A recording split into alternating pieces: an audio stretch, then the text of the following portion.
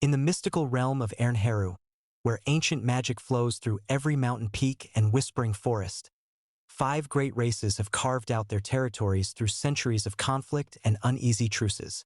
The werewolves organize themselves into rigid pack hierarchies, bound by the sacred laws of alpha, beta, and omega dynamics. Dragons soar above them all, proud and solitary, wielding power that makes even the bravest warriors tremble. Vampires lurk in shadow-draped castles, immortal and calculating. Humans huddle in their fortified cities, relying on steel and strategy to survive among beings of supernatural might. And demons weave their dark magic from the underworld, occasionally surfacing to make bargains that always cost more than they seem worth. But this is not a story about grand wars or political machinations. This is a story about Kale, an Omega werewolf whose gentle nature and rare healing gifts marked him as different from the moment he first shifted under the full moon. Born into the Shadowpine Pack, one of the most prestigious werewolf clans in the Northern Territories, Kale grew up believing that his destiny was written in the stars themselves. For you see, from his 16th birthday, he had felt the unmistakable pull of a fated mate bond, drawing him inexorably toward Rain, the pack's young and ruthlessly ambitious alpha. Rain Blackwood was everything an alpha should be, at least by traditional standards. Tall and powerfully built, with dark hair that caught moonlight like spun silver and eyes the color of winter storms, he commanded respect through sheer force of presence. The pack looked to him for strength, for protection, for the kind of unwavering leadership that had kept the Shadowpine wolves alive through generations of conflict. But beneath that commanding exterior, Rain harbored fears that he dared not voice, chief among them the terror of appearing weak in front of those who depended on him. Kale, meanwhile, spent his days learning the healing arts from the pack's elderly medicine keeper, his nights dreaming of the moment when Rain would finally acknowledge their bond. The Omega's gift with healing energy was extraordinary, even by the standards of his kind. He could mend broken bones with a touch, ease pain with a whispered incantation, and sense illness before it manifested in physical symptoms. Yet for all his supernatural abilities, Kale remained humble, gentle, always putting others' needs before his own. The Moon Festival arrived with the first frost of winter, bringing with it the ancient ceremony where fated mates traditionally declared their bonds before the entire pack. Under the silver light of the full moon, surrounded by the sacred circle of standing stones that had witnessed countless such ceremonies, Kale felt the mate bond singing in his blood with unprecedented intensity. This was the moment he had waited for his entire life. As the pack gathered around the ceremonial fire, their faces painted with traditional symbols and their voices raised in the old songs, Kale's heart hammered against his ribs. The elder stepped forward, staff in hand, and called for those blessed by the moon goddess to step forward and claim their eternal bonds. All around the circle, other wolves moved toward their destined partners, drawn by forces older than memory itself. Kale took a deep breath and stepped into the firelight. His voice, usually soft and melodious, rang out clear and strong as he spoke the ancient words. I call upon the moon as my witness. I declare before the pack that Rain Blackwood of the Alpha line is my fated mate, chosen by destiny and blessed by the goddess herself. I offer my heart, my soul, my very life to complete the bond that heaven has decreed. The silence that followed was deafening. Every eye in the pack turned to Rain, who stood frozen on the opposite side of the fire. For a moment, just a moment, Kale saw something flicker in those storm-gray eyes. Recognition, perhaps, desire, maybe even tenderness. The silver thread of their mate bond became visible in the moonlight, stretching between them like spun starlight. Then everything shattered. Rain's face hardened into a mask of cold disdain. His voice, when he finally spoke, carried the full weight of his alpha authority, ensuring that every wolf present would hear his words clearly. I reject this pathetic display. I will not bind myself to an Omega who trembles at every shadow, who heals instead of hunts, who shows weakness where strength is needed. The pack requires an alpha mate who can stand as an equal, not a fragile flower that wilts under pressure. He reached up and grasped the silver thread of their bond, his expression emotionless as if the tender moment they had shared just seconds before had never existed. With one sharp motion, he tore the bond apart and cast the broken pieces into the fire. I, Rain Blackwood, formally reject this bond. May the moon goddess find you a more suitable match among those who appreciate weakness. The pain was indescribable. It felt like someone had reached into Kale's chest and ripped out half his soul, leaving jagged edges that burned with every breath. Through his gift for sensing emotions, he could feel the shock and pity of the gathered pack crashing over him in waves.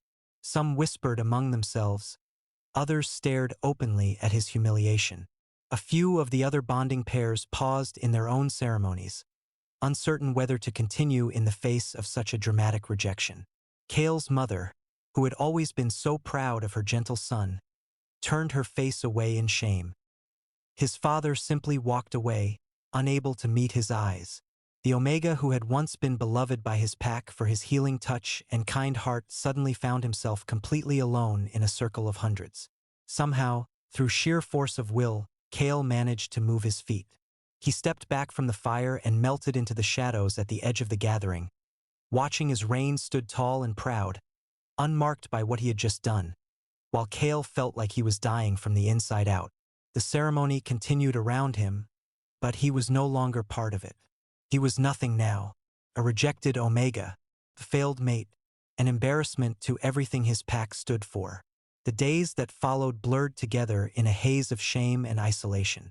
Word of his rejection spread through the pack like wildfire, and everywhere he went, Kale felt the weight of their judgment. Pack members who had once sought out his healing touch now crossed paths to avoid him. Children who had once gathered around to hear his stories now whispered and pointed when they thought he wasn't looking. The pack council met in emergency session to discuss what to do with him. An Omega without a mate, especially one who had been so publicly rejected, was seen as unstable, potentially dangerous to pack unity.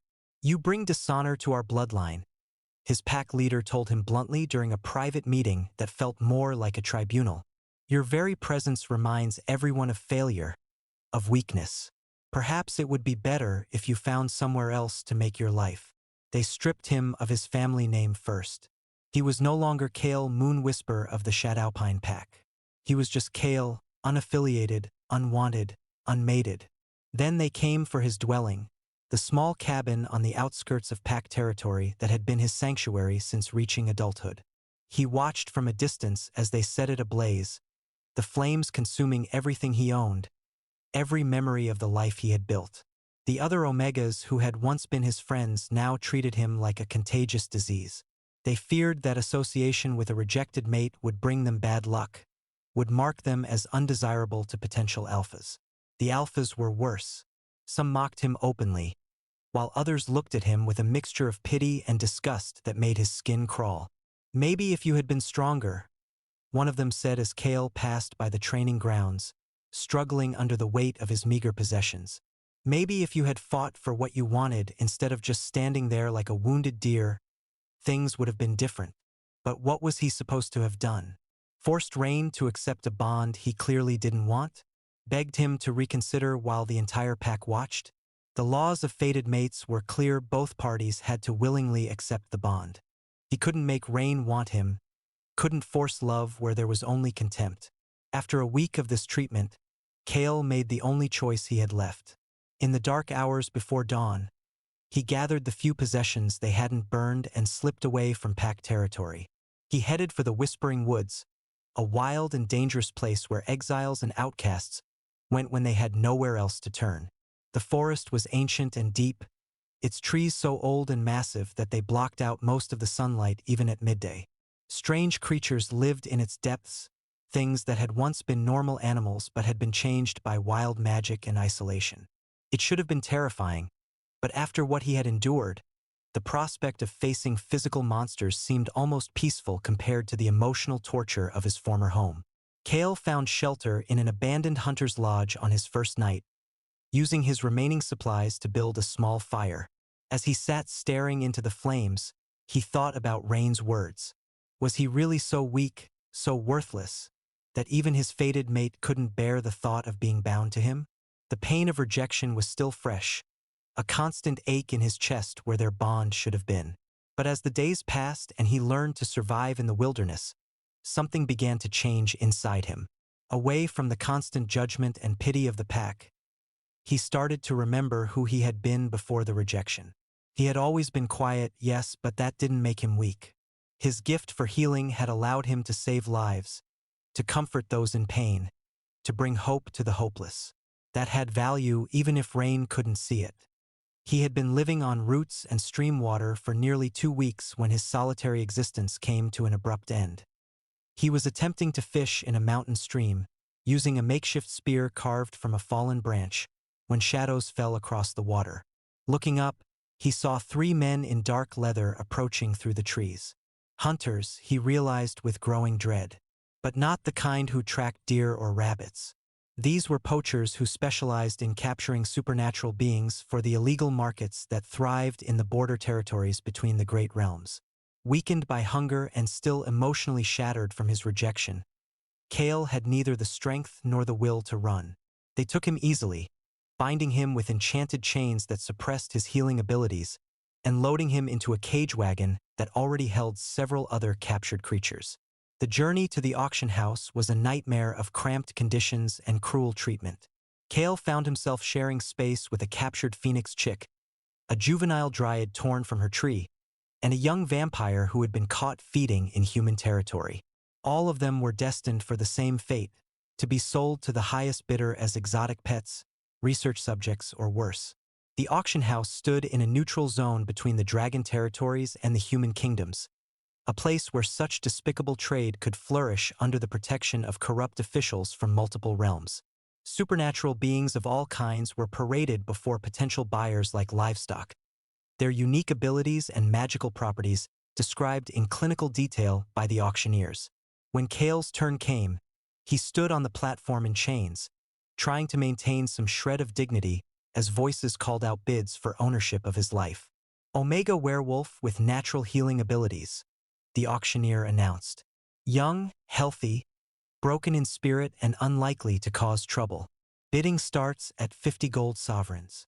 The bidding was brisk but not exceptional. Kale was valuable but not rare enough to command the astronomical prices paid for truly exotic specimens.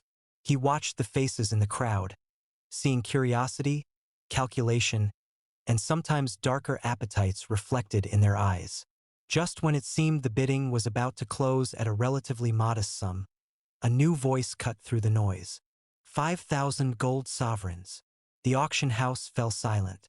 Even the auctioneer seemed stunned by the astronomical bid.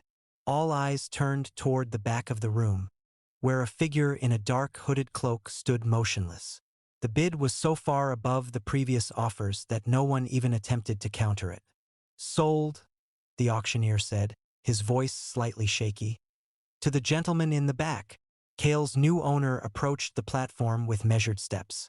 As he drew closer, the Omega caught his first glimpse of the man who had purchased him. Tall and lean, with an otherworldly grace that spoke of inhuman heritage, he had features that were both beautiful and somehow alien. His skin held a subtle golden cast, and when he raised his head to look at Kale directly, his eyes were the deep amber of liquid flame. A dragon. Kale's blood ran cold as he realized what manner of being had bought him. Dragons were legendary for their pride, their power, and their complete indifference to the suffering of lesser creatures. They collected treasures and knowledge with equal passion, caring nothing for the source as long as it served their purposes. The dragon, for there was no doubt about his nature once those inhuman eyes fixed on him, completed the transaction with efficient silence. He paid in ancient gold coins that bore the marks of the dragon kingdoms, signed the transfer papers with a name that seemed to shift and change even as Kale watched. Aelvarin Nightscale of the House of Whispered Flames. The journey to Aelvarin's domain took 3 days, traveling by magical transport through landscapes that grew increasingly wild and untamed. They passed through the borderlands where mortal settlements gave way to places where magic ran so thick in the air that reality itself seemed negotiable. Finally, they arrived at a valley hidden deep in the Thornspire Mountains, accessible only through a narrow pass that would have been invisible to anyone who didn't know exactly where to look. Aelvaren's home was a fortress that seemed to have been carved from the living rock of the mountain itself. Towers spiraled impossibly high into the clouds, connected by bridges that defied conventional architecture. Gardens of exotic plants from across the realms cascaded down terraced slopes, and everywhere there were libraries, vast halls filled with books, scrolls, tablets, and artifacts representing thousands of years of accumulated knowledge. "Your quarters," Aelvaren said, leading Kale to a suite of rooms in one of the towers. His voice was cultured, precise, carrying the weight of centuries but betraying no emotion whatsoever. "You will find clothing appropriate to your station, as well as basic necessities. Your duties will be explained tomorrow." The rooms were comfortable, even luxurious by most standards, but Kale couldn't shake the feeling that he was simply a prized possession being housed in an appropriate display case. The furnishings were fine, the view from the window spectacular, but the door locked from the outside, and the windows were too high to offer any hope of escape. That first night, as he lay in a bed more comfortable than any he had known in his pack, Kale wondered if he had traded one form of captivity for another. At least with the pack, he had been rejected but still considered a person. Here, he wasn't sure what he was. Property, certainly, but property with what purpose? The answer came the next morning when Aelvaren summoned him to the great library. The dragon stood before a massive desk covered with open books, scrolls written in languages Kale couldn't identify, and instruments whose purpose he could only guess at. "You will assist me in my research," Aelvaren announced without preamble. "Your healing abilities suggest a natural sensitivity to life energy and magical currents. I require someone who can help me translate certain texts that deal with biological magical interactions." And so began Kale's new existence as Aelvaren's assistant. The work was actually fascinating, once he got used to the dragon's exacting standards and seeming inability to express approval for anything short of perfection. They worked together translating ancient medical texts, documenting the magical properties of rare herbs, and cataloging artifacts that could influence healing magic. Aelvaren proved to be a demanding but not cruel master. He expected excellence but provided the tools and knowledge necessary to achieve it. When Kale struggled with a particularly complex translation, the dragon would patiently explain the grammatical structures of long-dead languages. When the Omega's healing abilities allowed him to sense things that weren't apparent from the written text, Aelvaren actually seemed pleased, making careful notes about Kale's insights. But for all the intellectual stimulation, it was still a form of slavery. Kale was fed well, housed comfortably, and treated with a kind of detached professionalism. But he was never allowed to forget that he was property. Aelvaren spoke to him only about work, showed no interest in his thoughts or feelings beyond their relevance to the research, and maintained a cold distance that made it clear he saw Kale as a useful tool rather than a person. Weeks passed in this manner. Kale learned to read several ancient scripts, discovered that his healing gift could actually enhance certain types of magical research, and gradually built a working relationship with his enigmatic master. But late at night, alone in his comfortable prison, he often found himself thinking about the life he had lost. Not the pack that had rejected him, that pain was beginning to fade, but the simple freedom to make his own choices, to go where he pleased, to be valued for who he was rather than what he could do. It was during his third month in Aelvaren's service that everything began to change. They were working late one evening, trying to decode a particularly stubborn passage about the relationship between emotional states and healing magic, when Kale suddenly doubled over in pain. The translation work had required him to channel his healing energy in ways he never had before, and something had gone wrong. "What is it?" Aelvaren asked, and for the first time since Kale had known him, there was something other than cool professionalism in his voice. I think I pushed too hard," Kale gasped, clutching his chest where it felt like his heart was trying to tear itself apart. "The energy feedback, it's too much." What happened next was the last thing Kale expected. Aelvaren moved with inhuman speed, kneeling beside Kale's chair and placing one elegant hand over the Omega's heart. Golden light flowed from the dragon's fingers, not the healing energy that Kale was familiar with, but something older and more powerful, dragon magic that could reshape reality itself. The pain subsided gradually, leaving Kale feeling weak but no longer in agony. But more surprising than the healing was the expression on Aelvaren's face. Gone was the cool detachment, replaced by something that looked almost like concern. "You must be more careful," Aelvaren said, his voice softer than Kale had ever heard it. "Your healing gift is powerful, but it draws on your own life force. Push too hard, and you could burn yourself out permanently." "I didn't know you cared what happened to me," Kale said without thinking, then immediately regretted the words. He was in no position to be sarcastic with his owner. But instead of the cold rebuke he expected, Aelvaren was quiet for a long moment. When he finally spoke, his words were carefully measured. "You are valuable. It would be inconvenient to replace you." There was something in the way he said it, though, that suggested his concern went beyond mere inconvenience. Over the following days, Kale noticed subtle changes in the dragon's behavior. Aelvaren began asking if he was comfortable, if the work was too strenuous, if there was anything he needed. Small things, but significant, coming from someone who had previously treated him like an especially useful piece of equipment. The real breakthrough came during a violent thunderstorm that shook the entire mountain fortress. Lightning struck one of the towers, causing a magical feedback that shattered several windows and sent books flying throughout the library. In the chaos, a heavy stone carving toppled from its pedestal, heading straight for where Kale was trying to protect a priceless manuscript. Aelvaren moved faster than thought itself, interposing his own body between Kale and the falling stone. The impact should have been devastating, but the dragon's supernatural durability meant he emerged with only a few cuts and bruises. Still, it was clear that he had risked injury to protect his supposed property. "Why?" Kale asked as he used his healing abilities to tend to Aelvaren's wounds. "Why did you do that? You could have just let me be hurt and bought another assistant." Aelvaren was silent for so long that Kale thought he wasn't going to answer. When he finally spoke, his voice carried a weight of emotion that the Omega had never heard before.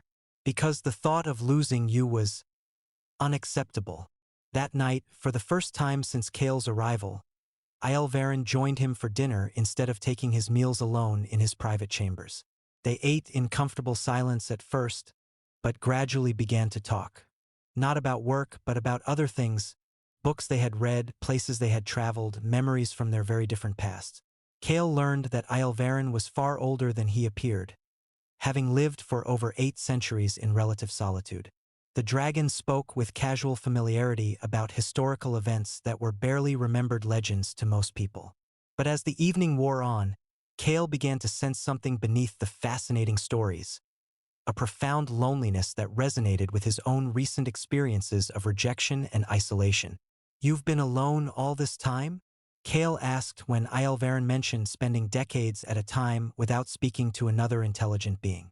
"Dragons are solitary creatures by nature," Aelvaren replied, but there was something hollow in his voice.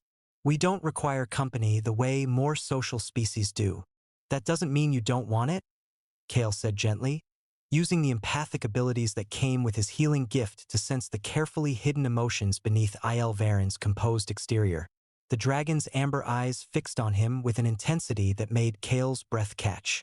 "You see too much, little Omega."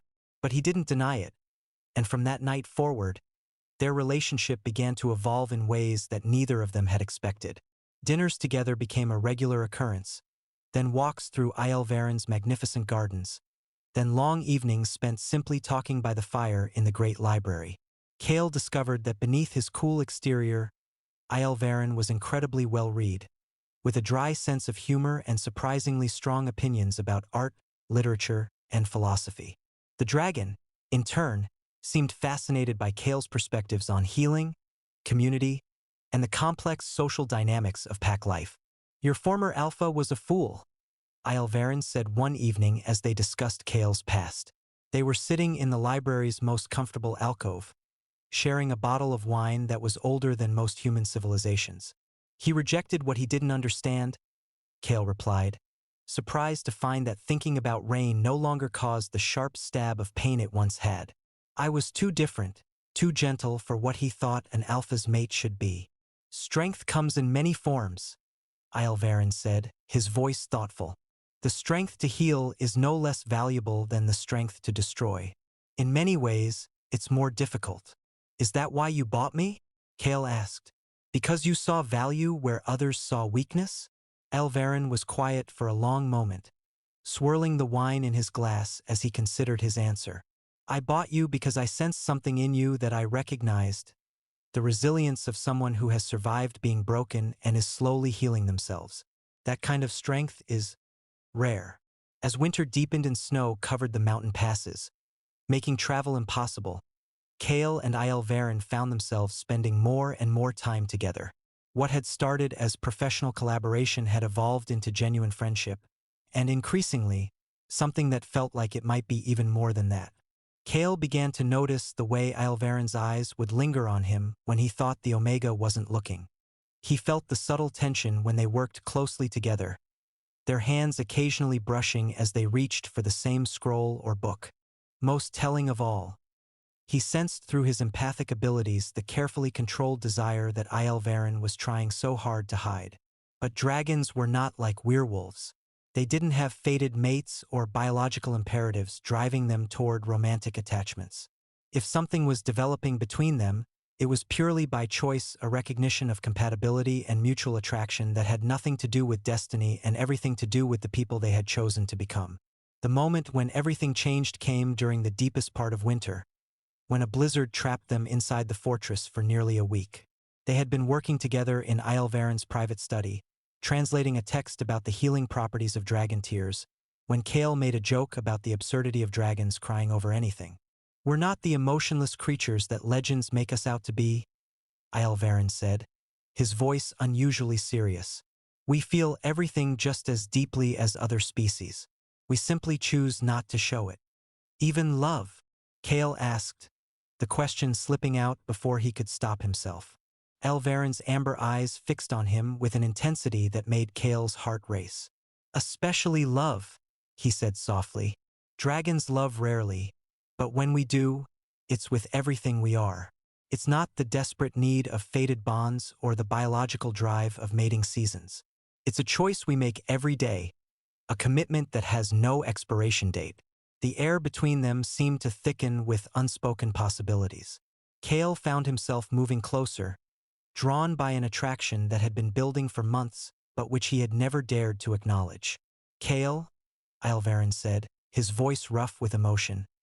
You should know that I no longer think of you as property. You haven't been my slave for months now, not in any way that matters. You're free to leave whenever you choose. And if I don't want to leave? Kale asked, his voice barely above a whisper. Then stay because you want to, not because you feel you have no choice. The kiss that followed was gentle at first, tentative, as if Alvarin was afraid that Kale might pull away. But when the Omega responded eagerly, pressing closer and deepening the contact, the dragon's careful control finally cracked. 8 centuries of loneliness poured into that kiss, matched by months of growing attraction and the desperate need to be wanted for himself rather than his abilities.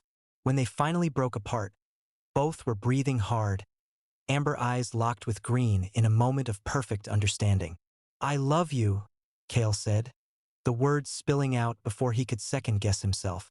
I know it's probably too soon to say it, and I know I'm not what you expected when you bought me, but I love the man you've shown yourself to be, the patient teacher, the brilliant scholar, the lonely soul who's been hiding behind walls for so long that he forgot what it felt like to let someone in. Alvarin's response was to pull him close again, this time with a passion that spoke of centuries of suppressed emotion finally finding release. I love you too, he whispered against Kale's lips. I have for weeks now, but I was afraid to say it. Afraid you would think it was just gratitude or Stockholm Syndrome or some other psychological response to captivity. It's not, Kale said firmly. What I feel for you has nothing to do with gratitude and everything to do with the fact that you see me as I really am and value what you see. You've never tried to change me or make me stronger or more aggressive. You just accepted me. What followed was the most beautiful night of Kale's life. Alvarin made love to him with a reverence that was almost spiritual, worshipping his body as if it were something precious beyond measure. Through his empathic abilities, Kale could feel the dragon's emotions as clearly as his own desire. Yes, but also tenderness, possessiveness, and a love so deep it seemed to encompass his entire being. Afterwards, as they lay entwined in Aelvaren's massive bed, Kale felt a peace he had never experienced before. This wasn't the desperate pull of a fated bond or the biological satisfaction of a mating cycle. This was choice, pure and simple, two beings who had found in each other exactly what they needed and had decided to build something beautiful together. No regrets.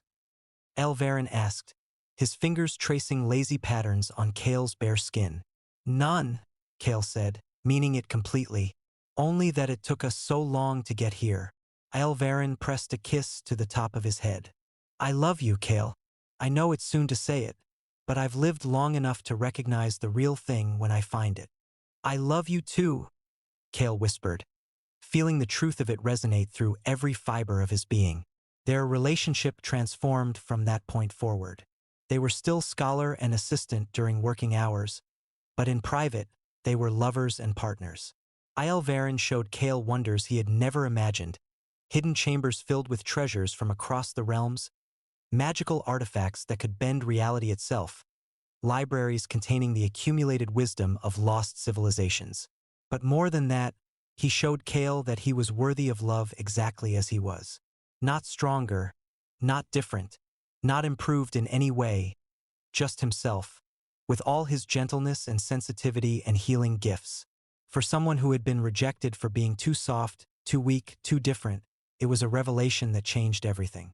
Spring came early to the mountain valley, bringing with it new growth and the return of creatures that had hibernated through the winter months. It was during one of their walks through the awakening gardens that they encountered Lumi for the first time. Kale heard the crying first, a sound that was part animal distress and part something indefinably magical. Following the sound, they found a small figure huddled beneath a flowering tree at the edge of the formal gardens. It was a child, perhaps 6 or 7 years old, but unlike any child Kale had ever seen. The boy's skin had a subtle iridescent quality that shifted between pale gold and deep green depending on the angle of the light. His hair was silver white, and when he looked up at their approach, his eyes were the deep purple of amethysts. Small wing buds sprouted from his shoulder blades, and when he moved, it was with a grace that spoke of inhuman heritage. A hybrid, Aelvaren breathed, his voice filled with wonder and concern. Werewolf and dragon bloodlines, I think. But what is he doing here alone? The child, for despite his unusual appearance, he was clearly still a child, looked up at them with eyes that held far too much pain for someone so young. His clothes were torn and dirty, and there were fresh cuts on his arms and face that spoke of recent violence. Please don't hurt me, he whispered in a voice that cracked with exhaustion and fear. I didn't mean to trespass. I didn't know where else to go. Kale's heart broke at the raw desperation in those words. Without thinking, he knelt down to the child's level, his healing instincts overriding everything else. Hey there, he said softly, extending his hand palm up in a gesture of peace.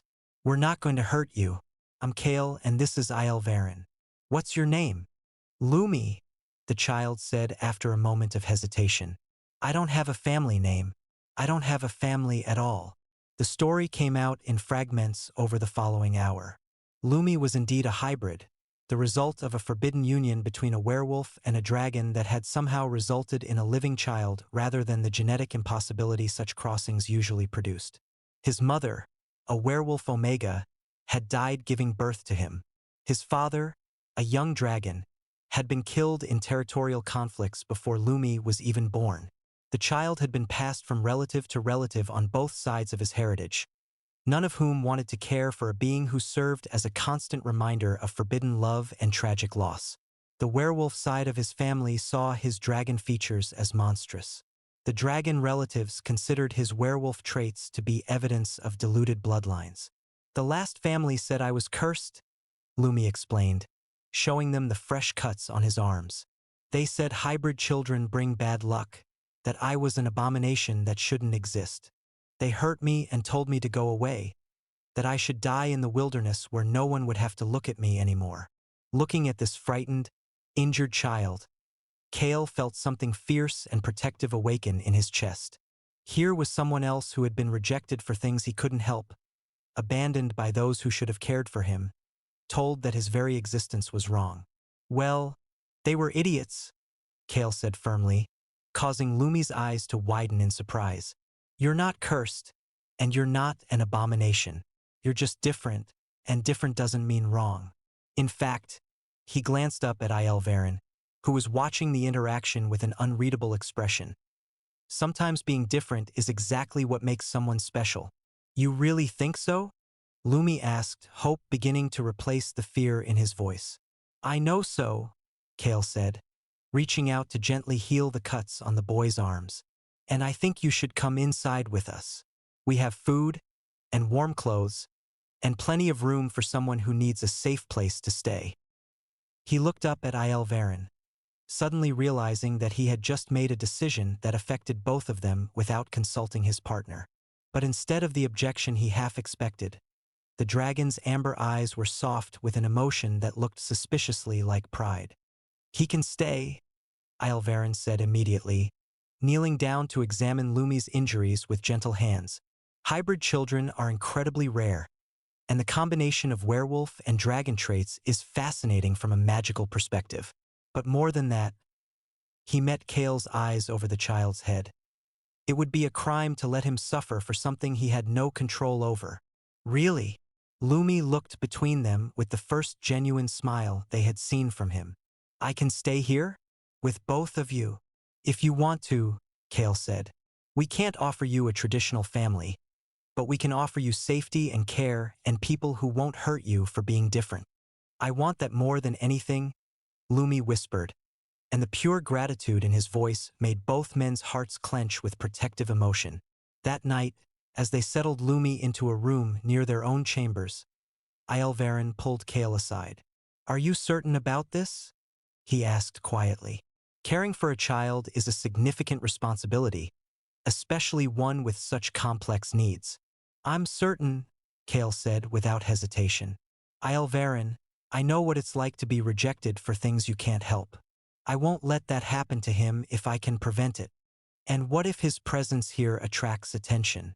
Hybrids are so rare that there are those who would pay fortunes to acquire one, and not all of them would have benevolent intentions. Then we'll protect him, Kale said simply. All of us together. Valmaris studied his face for a long moment, then smiled one of his rare, genuine expressions of joy. You continue to surprise me, my heart. Yes, we'll protect him. All of us together. Lumi brought a new dimension to their lives that neither Kale nor Valmaris had expected. The child was incredibly intelligent, absorbing knowledge like a sponge and asking questions that kept both men on their toes. His hybrid nature granted him abilities that were fascinating to study and genuinely useful in their research. From his werewolf heritage, he had inherited enhanced senses and an intuitive understanding of pack dynamics and social structures. From his dragon side came magical abilities that were still developing but already showed promise of becoming quite powerful. Most remarkably, he seemed to serve as a bridge between the two types of magic, able to combine healing energy with elemental manipulation in ways that created entirely new possibilities. But beyond his magical potential, Lumi brought something even more valuable to their small family: pure, uncomplicated joy. He laughed at Valmaris' dry jokes, helped Kale in the gardens with enthusiasm that was infectious, and slowly began to heal from the emotional wounds of his early rejection and abandonment. Why do people fear things that are different? He asked one evening as the three of them sat by the fire in the library.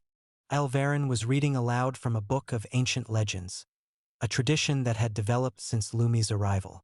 Because they don't understand them, Valmaris explained patiently. Many people are afraid of anything that challenges their preconceptions about how the world should work. Hybrids like you represent something new, something that doesn't fit into the neat categories they're comfortable with. But you're not afraid of me, Lumi observed. Neither of you. No, we're not, Kale said, pulling the boy closer against his side. We think your differences are what make you interesting, not frightening. Can you show us? Valmaris asked gently. Your abilities, only if you want to, of course. Lumi looked between them uncertainly, then seemed to make up his mind. He held up his small hands, and slowly, golden light began to gather around his fingers. Not the pure healing energy that Kale channeled, but something that combined restoration with elemental power. With careful concentration, he shaped the light into small figures. A wolf, a dragon, a flower, each one perfectly detailed despite being made of nothing but magical energy. That's incredible, Kale breathed, watching the light wolf pad across Lumi's palm. You're an artist, Lumi. You're creating beauty. You think so? The child's face lit up with pride. The other families said it was creepy, that it proved I was unnatural. The other families were wrong, Aelvarin said firmly. Beauty comes in many forms, and yours is unique and wonderful. Over the following months, they settled into life as an unlikely family. Aelvarin continued his scholarly work, with both Kale and Lumi serving as assistants and research partners. Kale's healing abilities grew stronger under Aelvarin's tutelage, while Lumi's hybrid powers developed in fascinating ways. More importantly, the child blossomed under their care, going from a frightened, traumatized refugee to a confident, curious boy who knew he was loved and valued. But their peaceful existence was shattered one spring morning when strangers appeared at the borders of their hidden valley. Kale sensed them before they came into view. The familiar pack scent of home mixed with anger, suspicion, and something that felt disturbingly like righteous indignation. Werewolves, he told Aelvarin and Lumi as they gathered in the main hall. At least a dozen of them, possibly more. They're not here for a friendly visit. Can you tell what they want? Aelvarin asked, his demeanor shifting into something more dangerous as his protective instincts activated. Me, I think, Kale said, his heart sinking as he recognized one particular emotional signature among the approaching group. And they're angry about something they blame on me. The delegation that arrived at their door was led by someone Kale had hoped never to see again. Rain stood at the front of the group, looking every inch the proud alpha, his winterstorm eyes hard with condemnation and something that might have been jealousy. Kale, he said, his voice carrying the authority of someone used to being obeyed. Or do you still use that name, despite bringing shame to it? I use the name I was born with, Kale replied, proud that his voice remained steady. What do you want, Rain? We want answers. Another pack member interjected, his tone hostile. The Borderlands have been experiencing magical disturbances for months. Twisted creatures, corrupted plants, reality itself seeming to bend in unnatural ways. The trail leads here, to this place, to your association with the dragon. Rain's gaze shifted to Aelvarin, and Kale saw recognition flicker in his eyes. He knew what Aelvarin was, and he didn't like it. You consort with monsters now, Rain said, his voice full of disgust. You've betrayed everything our people stand for. I live with someone who treats me with respect and kindness, Kale replied, something I never received from the pack. Rain laughed harshly, the sound bitter and mocking. What respect does a dragon show its pet? You're nothing but a plaything to him, a curiosity to be used until he grows bored. The insult to both him and Aelvarin made anger flare in Kale's chest, but before he could respond, Aelvarin stepped forward. The temperature around them seemed to rise several degrees, and Kale caught a glimpse of flames flickering in the dragon's amber eyes. You will not speak to him that way, Aelvarin said, his voice carrying undertones of power that made even the Alpha Pack members shift nervously. Kale is my chosen mate, my partner in all things, and he deserves respect from anyone who enters my domain. Chosen mate. Rain's expression twisted with something that was definitely jealousy now. You mean claimed property. Dragons don't form bonds. They take what they want and discard it when they're finished. You seem to be confusing dragons with werewolf alphas, Aelvarin replied coolly, and Kale had to suppress a smile at the perfectly delivered insult. Kale chose me, and I chose him in return. Neither of us was coerced, neither of us was desperate, and neither of us settled for less than we deserved. The barb hit its mark. Rain's face darkened with rage, and several of the pack members behind him growled low in their throats. responding to their alpha's emotional state. You've corrupted him, Rain snarled. Turned him against his own kind with your dark magic. I didn't turn him against anything, Ielvarin said. Your pack managed that all on their own when they cast out one of their most valuable members for the crime of being rejected by a coward. How dare you? Rain began, but Ielvarin's power was becoming more visible now, flames wreathing his hands as his calm facade began to crack. How dare I what? Tell the truth? You rejected your fated mate, publicly humiliated him in front of his entire community, and then allowed that community to exile him for your failure. And now you have the audacity to come here and suggest that he's the one who chose betrayal. The confrontation might have escalated into violence, but Lumi chose that moment to appear in the doorway behind them. The pack members reacted to his presence with visible alarm. Hybrid children were the stuff of nightmares to traditional werewolves, representing everything they feared about the blurring of species lines. Kale. Lumi's voice was small and frightened, but he stood his ground. Are these the bad people who hurt you before? Not all of them, Kale said gently, kneeling down to the child's level while keeping his eyes on the pack. Some of them, yes, but don't worry. They're not going to hurt any of us. The child is hybrid touched. One of the pack members whispered, and Kale could hear the fear in his voice. The corruption is spreading. First the Omega consorting with dragons. Now they're harboring abominations. He's not an abomination, Kale said, standing and placing a protective hand on Lumi's shoulder. He's a little boy who needed a home and people who would care for him. We gave him both. This ends now, Rain declared, his alpha authority making his voice carry across the clearing. You will return with us to face judgment for the magical contamination you've caused. The dragon will be banished from Packlands, and the hybrid will be dealt with according to ancient law. Ancient law? Kale felt ice form in his veins. You mean you want to kill him? Hybrids are abominations that corrupt everything they touch, Rain said coldly. It would be a mercy. The protective rage that swept through Kale was unlike anything he had ever experienced. This sweet, intelligent child who had brought so much joy into their lives. They wanted to murder him simply for existing, simply for being different. No, Kale said, and his voice carried power he didn't know he possessed. You will not touch him. You will not threaten him. And you will leave our home immediately. Your home. Rain stepped closer, trying to use his size and alpha presence to intimidate. You have no home, Omega. You were cast out, rejected, abandoned. You're nothing but a stray that a dragon decided to keep as a pet.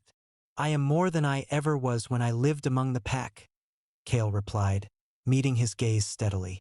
I have work that matters, love that fulfills me, and a family that chooses me freely. What do you have? Then?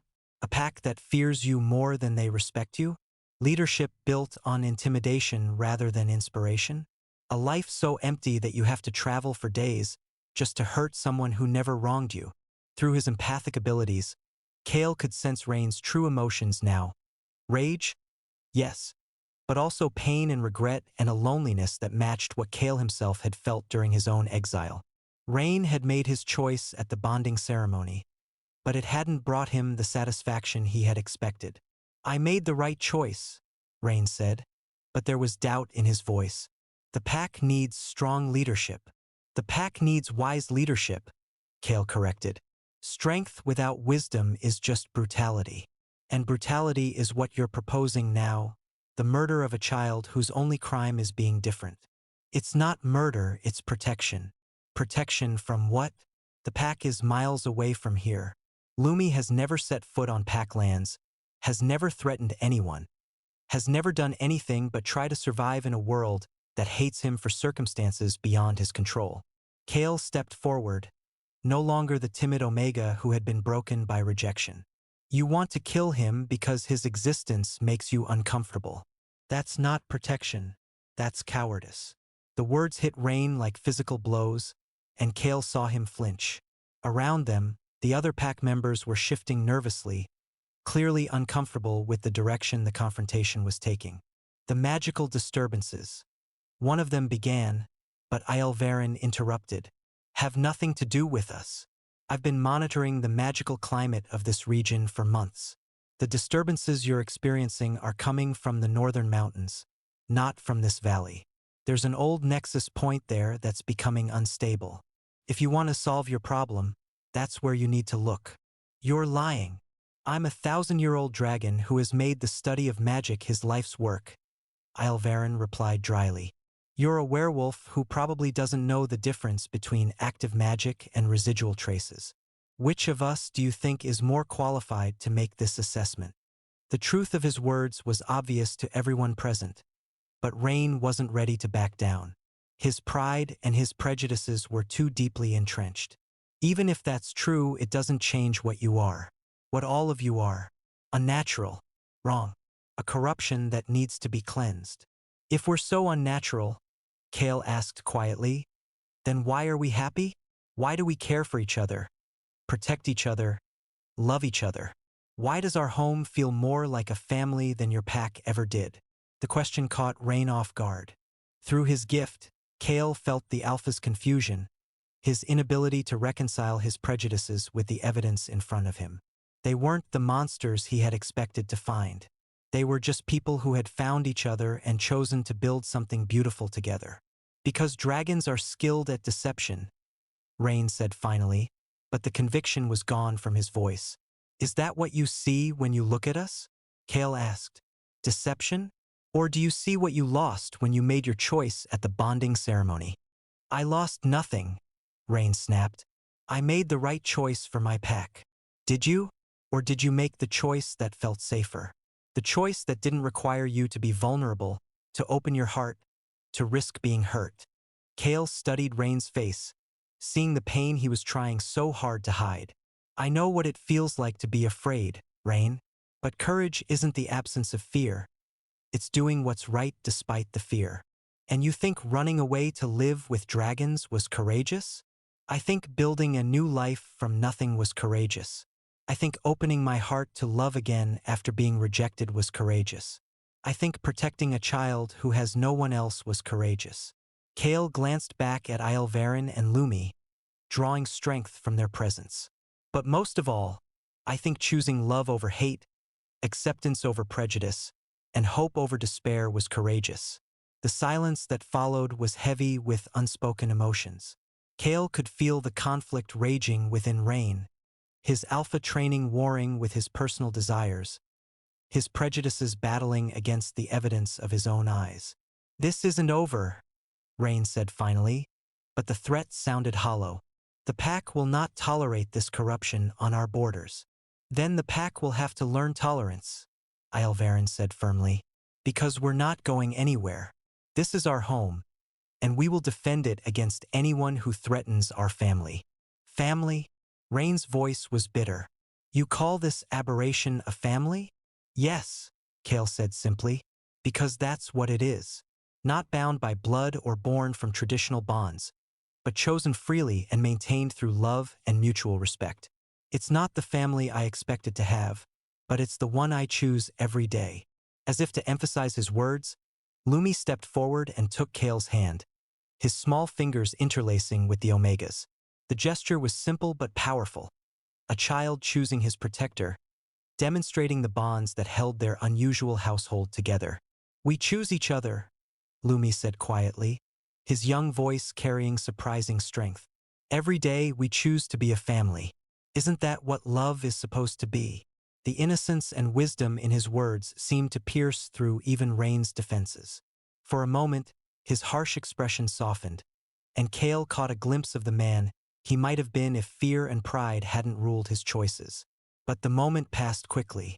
Rain's face hardened again as he reasserted his alpha persona. You have 1 week, he said. 1 week to leave this territory and take your family with you. If you're still here after that, we'll consider you a hostile threat and act accordingly. We're not leaving, Kale said calmly. This is our home. We've built a life here, and we're not abandoning it because of threats from people who have no authority over us. Then you've chosen your fate. Rain turned to leave, then paused and looked back at Kale. I had hoped, I had thought perhaps there was still time to salvage something from the bond we once shared. But I can see now that the corruption runs too deep. There never was a bond between us, Kale replied. You made sure of that. What you're mourning isn't what we had. It's what you threw away. After the pack left, the three of them stood together in the doorway of their home, watching the werewolves disappear into the forest. Kale felt drained by the confrontation but also strangely liberated. He had faced his past and stood up to it, had defended the life he had chosen without apology or compromise. Are they really going to come back and hurt us? Lumi asked, his voice smaller than usual. They might try, Aelvarin said honestly. But if they do, we'll be ready for them.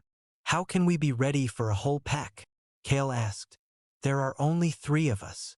3 of us with very particular skills, Aelvarin corrected. You can sense their intentions before they act on them. I have magic powerful enough to level mountains if necessary. And Lumi has abilities they don't understand and can't predict. You really think we can defend ourselves? I think we can do more than that, Aelvarin said, his amber eyes glowing with fierce determination. I think we can show them that different doesn't mean wrong, that chosen families can be just as strong as blood families, and that love is more powerful than hate. And if we can't convince them? Kale asked. Then we protect what matters most to us, Aelvarin said simply. By any means necessary. The week that followed was tense but productive. Aelvarin began teaching both Kale and Lumi defensive magic skills that could help them protect themselves and each other if violence became unavoidable. Kale worked on expanding his empathic abilities, learning to project emotions as well as read them. Lumi practiced controlling his hybrid powers with increasing sophistication. But more than preparing for conflict, they used the time to strengthen the bonds between them. They talked about what their family meant to each of them, what they were willing to sacrifice to protect it, and what kind of future they wanted to build together. I've never had a real family before, Lumi told them one evening as they sat together by the fire. Not one that wanted me around. I thought there was something wrong with me. There's nothing wrong with you, Kale assured him. You're exactly who you're supposed to be. Even if I'm different? Especially because you're different, Aelvarin said. Difference is what makes life interesting. Conformity is overrated. Is that why you chose Kale? Lumi asked with the directness that only children possessed. Because he's different? Aelvarin looked at Kale, his expression soft with affection. I chose Kale because he's kind and intelligent and brave. Because he sees beauty where others see only strangeness. Because he makes me want to be better than I am. He reached over and took Kale's hand. And yes, because he's different from anyone I've ever known. And you chose him too, right, Kale? Lumi pressed. Even though people said it was wrong? I chose him because he makes me feel valued and loved and whole, Kale said. Because he never asked me to be someone I'm not. Because he accepted all of me. The gifts, the scars, the fears, everything. That's what real love is supposed to be like, Lumi said with the wisdom of someone far older than his years. Accepting all the pieces, even the weird ones. The pack returned on the 8th day, just as dawn was breaking over the mountain valley. But this time they didn't come alone. Kale sensed them long before they became visible dozens of wolves. Far more than had come the first time. Through his gift, he could hear their emotions. Determination, fear, anger, and underneath it all, the kind of righteous certainty that made people capable of terrible things. They've brought the entire pack, Kale told Aelvarin and Lumi as they prepared for the confrontation. This isn't a negotiation anymore. They're here for war. Then war is what they'll get, Aelvarin said grimly. His usual calm demeanor had been replaced by something far more dangerous, and flames danced around his fingers as he spoke. I won't let them hurt our family. When the pack emerged from the tree line, Kale was stunned by their numbers. Nearly 50 wolves in human form, armed with traditional weapons and arranged in fighting formation. At their head walked Rain, his face set in lines of grim determination. You were given a chance to leave peacefully, he called out as they approached the fortress. You chose to stay. Now you face the consequences. The consequences of what? Kale called back. Of finding happiness? of building a family, of refusing to be ashamed of who we are. The consequences of corruption, another voice answered. Kale recognized him as one of the pack's spiritual leaders, an elder who had always been suspicious of anything that didn't fit into traditional categories. You consort with dragons, harbor hybrid creatures, and practice unnatural magic. Your very existence is an affront to the natural order. What's unnatural about love? Lumi asked, stepping forward with more courage than any child should have to show. What's wrong with taking care of each other? You are an abomination, the elder said harshly. Hybrids are born from the union of incompatible magics. You represent everything that should not be. He represents hope, Kale said firmly. He represents the possibility that different kinds of beings can coexist peacefully. He represents love transcending boundaries. Enough words, Rain interrupted. You've had your chance to see reason. Stand aside, dragon, and let us cleanse this corruption. No. Aelvaren's voice carried such power that several of the pack members actually took steps backward. You will not touch him. You will not touch either of them. They are under my protection, and I will destroy anyone who threatens them. You're outnumbered 50-1, Rain pointed out. Powerful or not, you can't fight all of us. Perhaps not, Aelvaren agreed. But I can make sure that anyone who survives will remember the cost of threatening my family. The battle that followed was unlike anything Kale had ever witnessed. Aelvaren's magic was devastating flames that could melt steel, barriers that could deflect the strongest attacks, illusions that turned the pack's numbers against them. But he was vastly outnumbered, and even his considerable power had limits. Kale did what he could to help, using his gift to anticipate attacks and warn Aelvaren of threats he couldn't see. Lumi contributed too, using his hybrid abilities to confuse and disorient their attackers with constructs of light and shadow that seemed to come alive with purpose. But they were still just 3 against 50, and gradually, inevitably, they began to be overwhelmed. It was when one of the pack members broke through their defenses and lunged toward Lumi with a silver blade that something inside Kale snapped. The protective rage that had been building throughout the fight suddenly exploded outward, and Kale felt power flow through him like nothing he had ever experienced. His gift, which had always been passive, suddenly became active. Instead of just sensing emotions, he began projecting them waves of fear, confusion, and despair that struck the attacking wolves like physical blows. Several of them dropped their weapons and fled. Others fell to their knees, overwhelmed by the sudden onslaught of foreign emotions that crashed over them like a tsunami of psychological warfare. Stop, Kale commanded, and his voice carried power that made even Rain pause mid-attack. This ends now. Aelvaren looked at him with amazement. How are you doing this? I don't know, Kale admitted, but he could feel all of them. Their fears, their doubts, their secret shames, and he could make them feel what he had felt, what they had all felt. He turned his attention to the pack, projecting the emotions he had experienced during his exile. The loneliness, the rejection, the despair of being cast out by those who should have cared for him. One by one, the wolves began to lower their weapons as they experienced firsthand what their actions had caused. This is what you did to me, Kale said, his voice carrying to every member of the pack.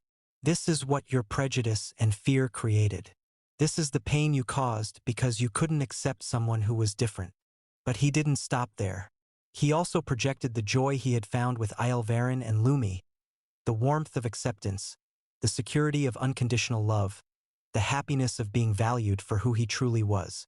He let them feel what it was like to be part of a family that chose each other daily, that supported each other through difficulties, that celebrated each other's differences instead of fearing them. And this is what you could have, he continued.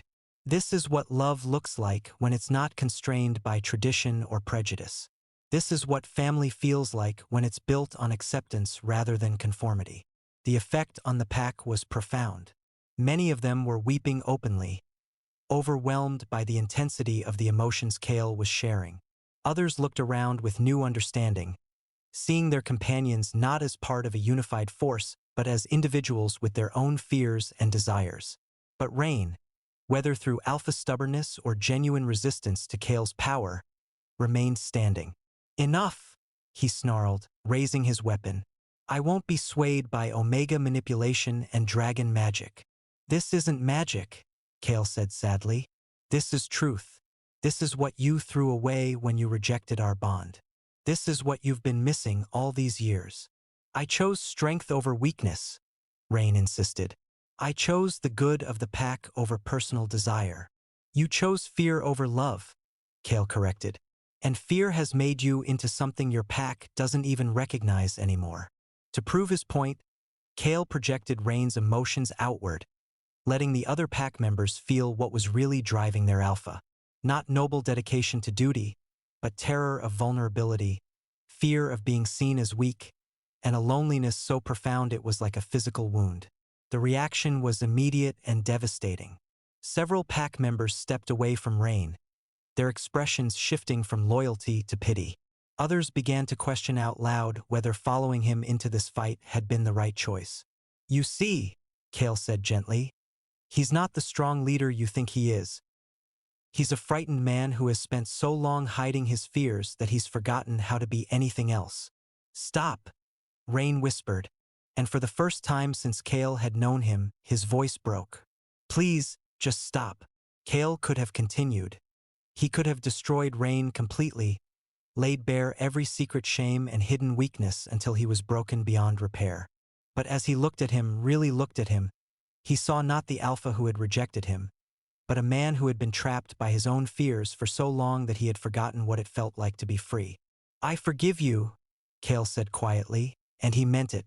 I forgive you for the rejection, for the pain, for trying to destroy the happiness I found after you threw me away. But I won't let you hurt my family. The power he had been wielding gradually subsided, leaving him exhausted but strangely at peace. Around them, the members of the pack were picking themselves up, looking around with the confused expressions of people waking from a shared nightmare. The corruption you spoke of, one of them said slowly, I don't see it. I see love. Real love, freely given and freely received. Maybe we were wrong. Maybe different doesn't always mean dangerous, another added. Maybe we've been so afraid of change that we've forgotten what we're actually trying to protect. Rain looked around at his pack, his followers who were now questioning everything he had taught them, and Kale saw something break inside him. Not his spirit, but the rigid control that had been strangling his heart for so long. I was wrong, he said, his voice barely audible. About all of it. About you, about what strength really means, about what the pack needs. He looked directly at Kale. I was a coward, and I made you pay for my cowardice. You were afraid, Kale said. There's a difference. Is there? I hurt you because I was too scared to admit that I loved you. I led my pack here to hurt your family because I was too proud to admit that I had made a mistake. Rain dropped his weapon and fell to his knees. I have no right to ask, but can you ever forgive me? Looking down at him, this man who had once seemed so powerful and intimidating, Kale felt the last of his anger fade away. Rain wasn't his enemy anymore.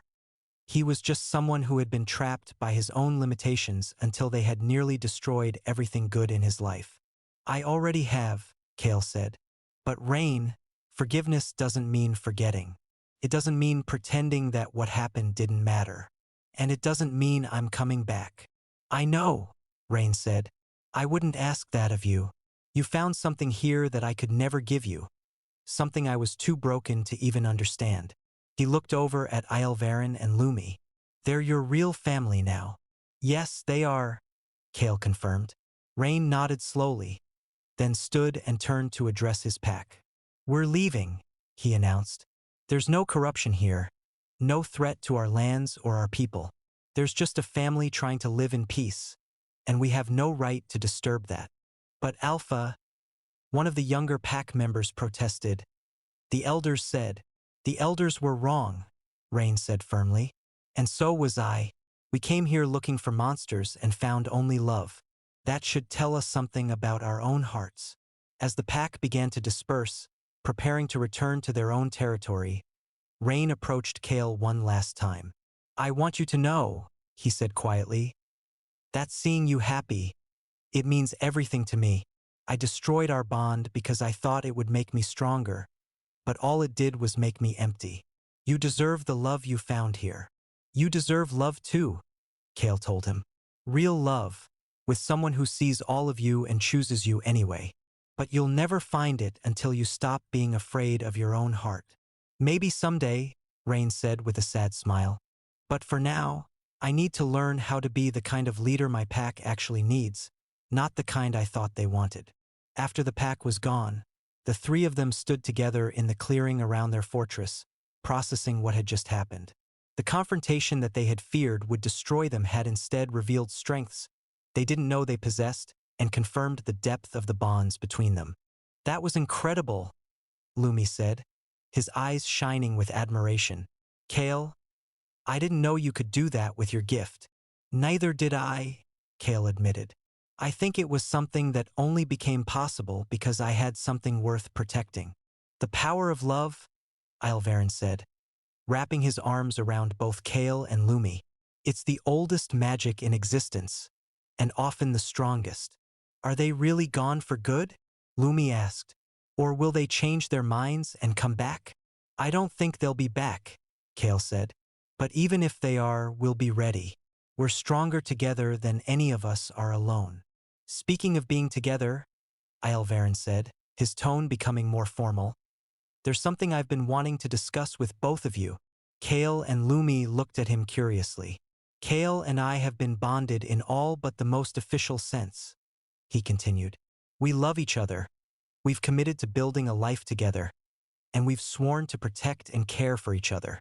But there's never been a formal ceremony, a public declaration of our choice. Kale's heart began to race as he realized where Ilverin was going with this. I know that dragon bonding customs are different from werewolf traditions, Ilverin said, taking Kale's hands in his. But I want everyone to know that what we have is real and permanent. I want to make it official. Are you asking me to marry you? Kale asked, hardly daring to believe it. I'm asking you to be my partner in every sense of the word, Ilverin said. To bind our lives together formally and completely. To make the family we've created official and recognized. What about me? Lumi asked, and Kale could hear the worry in his voice. Would I still belong here? You would be our son, Ilverin said firmly. Not by blood, but by choice. If you want that. I want that more than anything, Lumi whispered, tears of joy streaming down his face. Then yes, Kale said, his own eyes filling with tears. Yes, I want to marry you. I want to make this official. I want the whole world to know that we chose each other. The ceremony they planned was unlike anything that had ever been performed before. It combined elements from dragon bonding traditions, werewolf pack customs, and rituals from Lumi's hybrid heritage, creating something entirely unique to their family. They held it at the autumn equinox, when day and night were perfectly balanced, a symbol of the harmony they had found between different worlds and different kinds of love. The ceremony took place in the clearing around their fortress, decorated with flowers and candles and symbols from all their various traditions. There were no guests in the traditional sense. They had no family or friends to invite, no community that fully accepted all of them. But the forest itself seemed to approve of their union. Birds gathered in the trees to witness their vows, and even some of the forest's more magical residents appeared at the edges of the clearing, drawn by the power of the emotions they were sharing. I choose you, Kale said to Ilverin as they stood together beneath the stars. Not because fate decreed it, but because you showed me what love really looks like. You gave me a home when I had none, purpose when I felt worthless, and a family when I thought I would always be alone. I choose you, Ilverin replied, because you brought light into a life that had grown dark with loneliness, because you showed me that strength comes in many forms, and the gentlest heart can be the bravest of all. They exchanged rings forged from metals that had been touched by both fire and starlight, symbols of the different worlds they came from and the new world they were creating together. Then they turned to Lumi, who was practically vibrating with excitement. And we choose you, they said together, as our son, our family, our heart. We promise to love you, protect you, and support you as you grow into whoever you're meant to become. I choose both of you too, Lumi said solemnly. As my fates, my family, my home. I promise to love you and help you and make our family proud. The moment the final vows were spoken, something shifted in the air around them. It wasn't magic exactly, but it was power of a different kind, the power of commitment freely given, of love consciously chosen, of family deliberately created. It's done, Aelvarin said softly. We're officially a family now. We were always a family, Kale corrected. Now we just have the paperwork to prove it. That night, as they celebrated their new status with a feast prepared from Lumi's favorite foods and Aelvarin's most prized wines, Kale reflected on the journey that had brought them to this point. A year ago, he had been a broken Omega with no home, no hope, and no future. Now he was a married man with a family he adored and work that fulfilled him. Any regrets? Aelvarin asked as they sat together, watching Lumi play with his light constructs in the firelight. Only that it took us so long to make it official, Kale said. Only that I waited so long to find you, Aelvarin replied. But perhaps that's the point. Perhaps we both needed to become who we were meant to be before we could recognize each other. Do you think Lumi feels the same way about belonging here? Kale asked. As if summoned by their conversation, Lumi looked up from his play and smiled at them with pure joy. I can hear you talking about me, he said with the uncanny perception that children sometimes possessed. And yes, I feel like I belong here. For the first time in my life, I feel like I'm exactly where I'm supposed to be. Good, Aelvarin said firmly. Because you are exactly where you're supposed to be. All of us are. Looking around at their strange, wonderful family, a rejected Omega, an ancient dragon, and a hybrid child, Kale had to agree. They weren't what anyone would have expected, weren't what tradition would have prescribed, but they were exactly what each of them needed. They were home. Years passed, and their love only grew stronger. Kale's abilities continued to develop under Aelvarin's guidance, eventually making him one of the most skilled healers and emotion workers in any of the realms. Lumi grew into a confident young man whose hybrid nature allowed him to serve as a bridge between different species and magical traditions. Their fortress became a sanctuary for other outcasts and misfits, beings who had been rejected by their own societies, but found acceptance and purpose in the unusual community that Kale, Aelvarin, and Lumi had created. They proved that family wasn't about blood or tradition or meeting other people's expectations. It was about choice and commitment and the courage to love completely despite the risks. And sometimes, on quiet evenings when they sat together by the fire, Kale would think about Rain and wonder if the Alpha had ever learned to overcome his fears. He hoped so. Everyone deserved the kind of happiness he had found, the kind of love that transformed you into the best version of yourself. But mostly he was simply grateful. Grateful for the rejection that had forced him to find his own path. Grateful for the exile that had led him to Aelvarin. Grateful for the courage to open his heart again after it had been broken. And most of all, grateful for the family they had chosen to create together. A family built on love, acceptance, and the revolutionary idea that different didn't mean wrong. It was enough. More than enough. It was everything.